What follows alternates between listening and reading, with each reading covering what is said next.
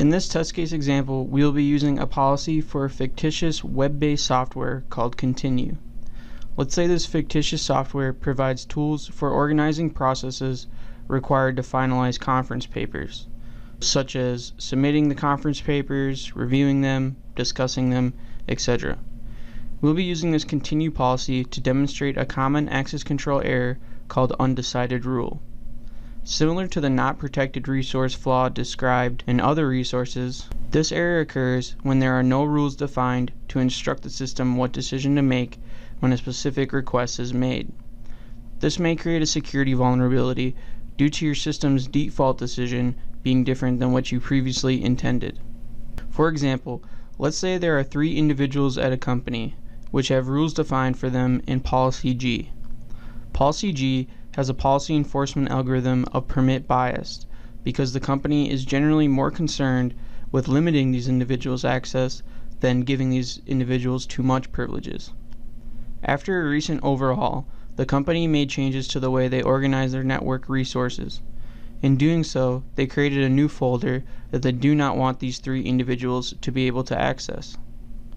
The policy author then goes on to create rules in all of the organization's policies, changing or defining new rules based on this recent reorganization. The author then gets to Policy G and creates rules to deny access for 2 of the individuals, but mistakenly forgets the 3rd. An undecided rule error would be occurring if this individual 3 were to request access to this new folder. Due to there being no specific rule for individual 3, the system would be forced to make a default decision instead of a specified decision. In this example, the system would likely permit access to the individual 3 due to the policy enforcement algorithm of permit bias. If the company originally intended the system to deny access to this new folder for the individual, then a data leak could occur. In the event this folder contained highly sensitive information, this individual 3 could potentially use the resource in a malicious way. If we quickly glance at our setup of this example, we will notice we have several subject, resource, action, and condition attributes, as well as 2 ABAC policies to demonstrate this undecided rule error. We will also note that we have defined some subject inheritance relationships as well, which has helped us automatically generate additional rules in our policies.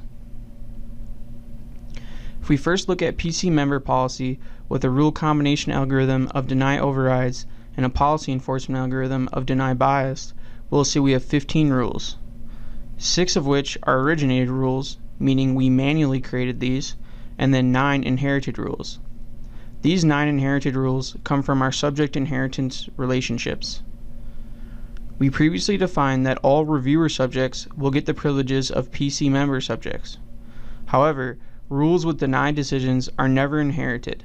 Thus, only the 3 originated rules with permit decisions are inherited to the 3 review subjects. Thus, 3 subjects inheriting 3 rules each, we get a total of 9 inherited rules in this policy. The second policy, reviewer policy, has 7 rules, and since we have not defined any rules to where other subjects inherit reviewer subject rules, we do not have any inherited rules in this policy. Reviewer policy has a policy combination algorithm and policy enforcement algorithm of deny overrides and deny bias, respectively. Next, we will quickly look at the security requirement schema we will use for testing in this example.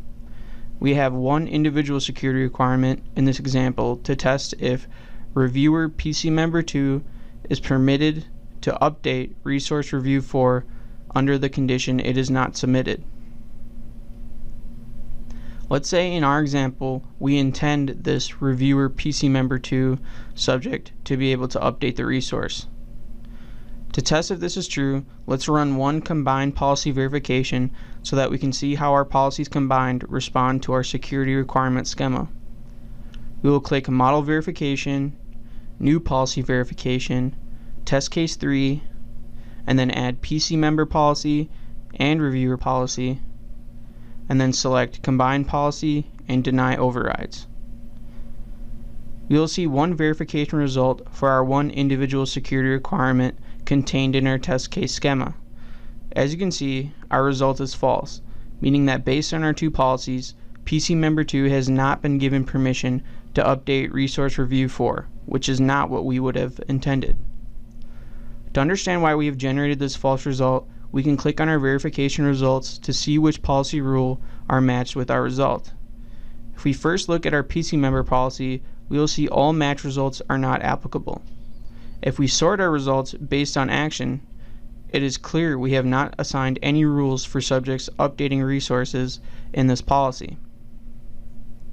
So now let's look at the reviewer policy to see if this is where we have defined privileges for updating resources. Yes, we can see we have created rules for updating resources in this policy. However, in terms of resource review 4, we have only defined privileges for PC member 3. This is an example of an undecided rule error. We had originally intended the PC member 2 to be able to update resource review 4. However, by mistake, we have not defined rules for PC member 2 to do so. So instead, PC member 2 is not being able to work on updating this resource. The individual is unable to do so because of our default decision, caused by our algorithms, to deny this access. To resolve this policy flaw, we will need to make some changes to our reviewer policy. We can do this by adding a new rule to define access to this resource review 4. It is worth mentioning that for time's sake, we will only be solving this undecided rule for subject PC member 2. However, truly, based on the current design, we have a potential for an undecided rule error occurring for all other reviewer subjects. This is because we haven't defined specific rules for this resource by all subjects. We will go back and add new rule 8, in which we will define that PC number 2 can update review 4 if it is not submitted, which should resolve this undecided rule error.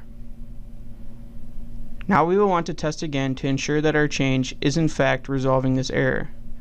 We can do this quickly by simply refreshing our previous policy verification results, and after doing so, we will see this undecided rule error is no longer occurring because we have provided a specific rule for this resource. However, due to our policy verification combination algorithm in which we selected deny overrides, we are still getting a false result. To finally get our true result, we can change our policy verification combination algorithm to permit overrides, which will then give us the true permit decision we've been expecting to achieve. You can download this completed Continue Test Case 3 project file on the Security Policy Tool website. Thank you.